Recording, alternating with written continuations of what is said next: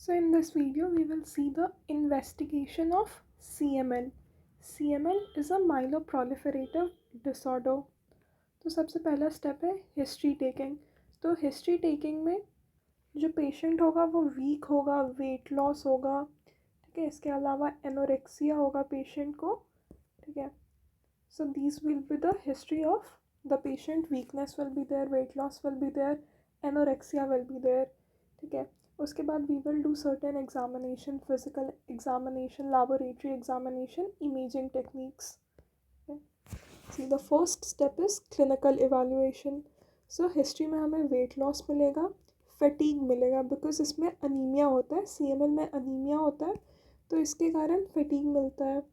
There can be fever, night sweats. Then there is splenomegaly, ठीक है. तो स्प्लीनोमेगेली के कारण एब्डोमिनल रीजन में एक ड्रैगिंग सेंसेशन फील होगा, ठीक है. इनिशियली एक ड्रैगिंग सेंसेशन फील होता है बिकॉज ऑफ स्प्लीनोमेगेली. ये स्प्लीनोमेगेली क्यों हो रहा है? Because of extra medullary haematopoiesis, ठीक है. CML में एक्स्ट्रा मेड्यूलरी हेमाटोपोइसिस होता है, इसलिए स्प्लीनोमेगेली मिलता है. There can be bleeding tendencies, infections, ठीक है. So this is important. Fatigue होगा, weight loss होगा, there can be fever, there can be anorexia, then splenomegaly is found. Bleeding tendencies or infections can also be there. Physical example में splenomegaly will be there. It is very frequent in CML. हेपाटोमेगेली और lymph adenopathy भी हो सकता है, but these are less common, ठीक है. Splenomegaly जो है वो बहुत कॉमन है. There will be massive enlargement of spleen, ठीक है.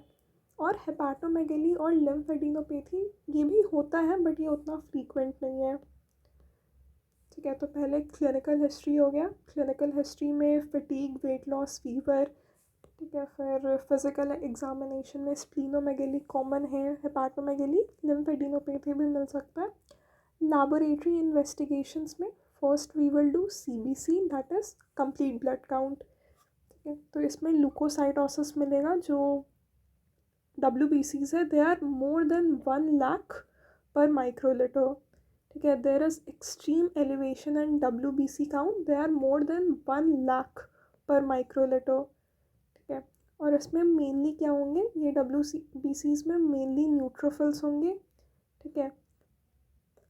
इसमें मेनली मैच्योर फॉर्म्स होता है, बट इमैच्योर फॉर्म्स भी हो सकते हैं, जैसे कि माइलोसाइट्स और मेटामाइलोसाइट्स, ठीक है. तो मेनली न्यूट्रोफिल्स एलिवेटेड होते हैं. Immature forms like myelocytes and metamyelocytes can also be there. इसमें न्यूट्रोफिल्स के अलावा बेसोफिलिया मिलेगा, ईस्नोफिलिया भी मिल सकता है. थ्रोम्बोसाइट्स, ठीक है. प्लेटलेट काउंट्स एलिवेटेड होता है काफ़ी केसेस में नॉर्मल भी रह सकता है, ठीक है. तो प्लेटलेट कुछ केसेस में इंक्रीज्ड रहता है, बट कुछ केसेस में नॉर्मल भी रह सकता है. अनीमिया मिलता है, ठीक है.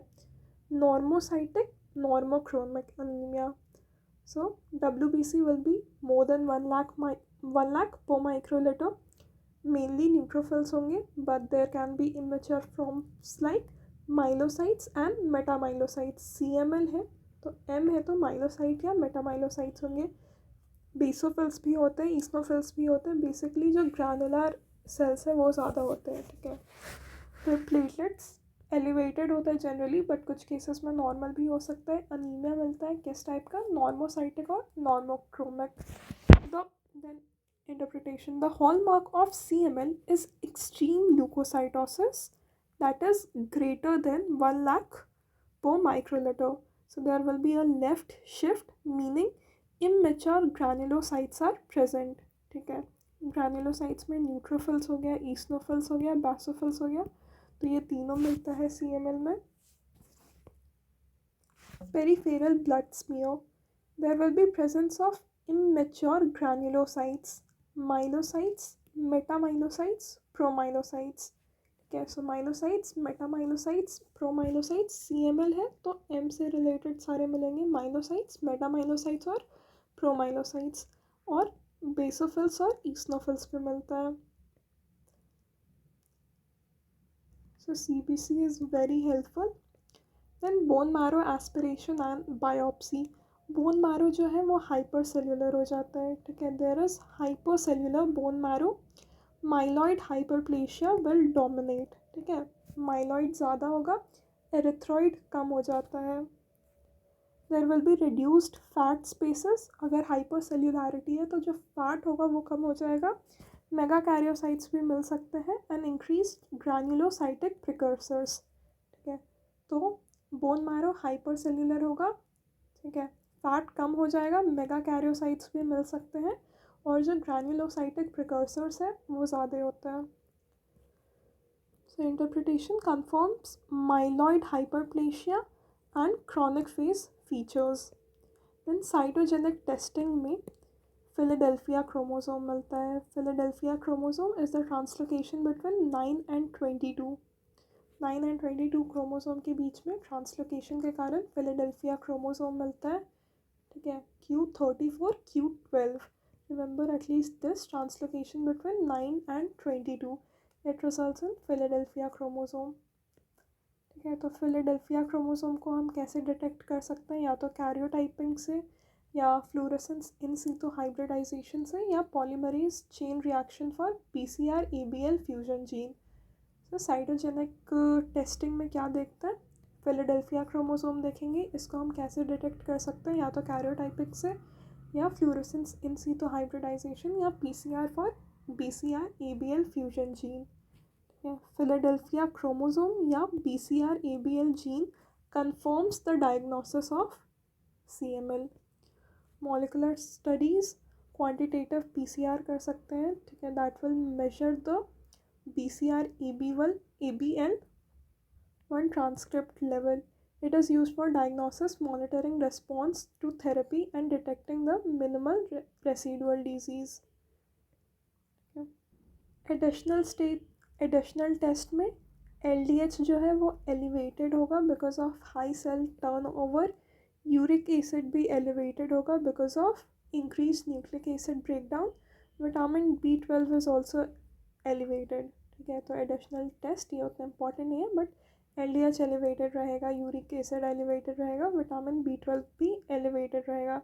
We can also do imaging techniques, ठीक है, to access the spleen size, या अल्ट्रासाउंड या CD स्कैन कर सकते हैं for the spleen size.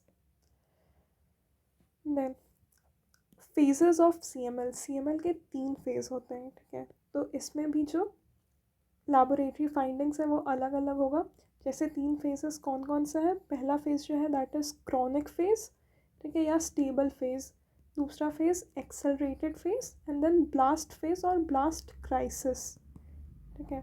Chronic phase है, एक्सेलरेटेड फेज है और ब्लास्ट क्राइसिस है। क्रॉनिक फेज में जो ब्लास्ट है they will be less than 10%, ठीक है। तो जनरली CML में जो ब्लास्ट होता है that is less than 10%। Accelerated phase में थोड़ा ज़्यादा होगा, 10 to 90% ब्लास्ट होंगे ब्लड या बोन मैरो में। ब्लास्ट क्राइसिस में it's greater than 20%, greater than और इक्वल टू 20%, जैसे कि अक्यूट लुकीमिया में होता है ब्लास्ट ग्रेटर देन 20%, वैसे ही ब्लास्ट क्राइसिस में हो जाता है। तो क्रॉनिक फेज में लेस देन 10% ब्लास्ट रहेगा, एक्सेलरेटेड में 10 to 19% और ब्लास्ट क्राइसिस में ग्रेटर देन 20%। डायग्नोसिस को कंफर्म कैसे करेंगे, ल्यूकोसाइटोसिस होगा, बहुत ज़्यादा ल्यूकोसाइटोसिस होता है, greater than 1 lakh per microlitre WBCs होंगे, फिलाडेल्फिया क्रोमोसोम होगा, या BCR ABL1 फ्यूजन जीन होगा, ठीक है। बोन मैरो में माइलॉइड हाइपरप्लेशिया मिलता है। Early detection is crucial as it affects prognosis and therapy option, ठीक है। तो थेरेपी में we can use BCR ABL1 inhibitors, ठीक है, ये ड्रग्स को दे सकते हैं। इससे क्या होगा कि जो एक्सेलरेटेड फेज़ है, ब्लास्ट क्राइसिस है, वो सब होने में थोड़ा डिले होगा, वो सब से प्रिवेंट कर सकता है पेशेंट को। ये सब प्राइमरली इसमें हम देते हैं tyrosine kinase inhibitors like imatinib. So this was the diagnosis and investigation of CML.